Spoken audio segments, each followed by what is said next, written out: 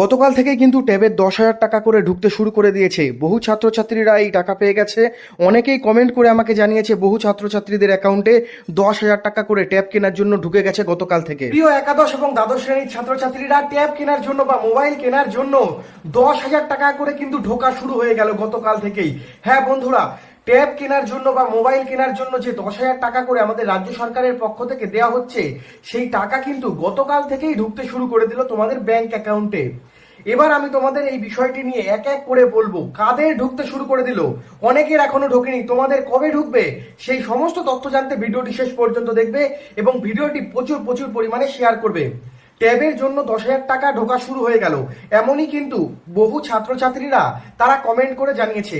এবং গতকাল থেকেই কিন্তু আমরা একটা সার্ভে করেছিলাম যে কাদের ট্যাবের টাকা ঢুকেছে। দেখো, কিছু কিছু জেলার ছাত্রছাত্রীরা জানিয়েছে যে তাদের নাকি ট্যাবের 10,000 টাকা ঢুকে গেছে।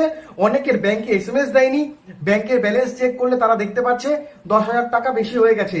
এবং অনেকের ট্যাব বা মোবাইল কেনার জন্য 10,000 টাকা করে ঢুকে গেছে অলরেডি।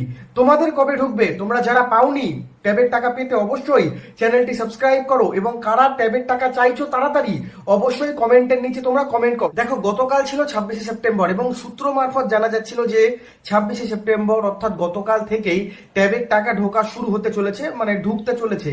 সেরকমই কিন্তু বহু ছাত্রছাত্রীরা তারা জানিয়েছে তারা নাকি ট্যাবের টাকা পেয়ে গেছে। কিন্তু বেশি সংখ্যক ছাত্রছাত্রী, আমার ভিডিওটি তোমরা যারা দেখছো হয়তো তোমরাও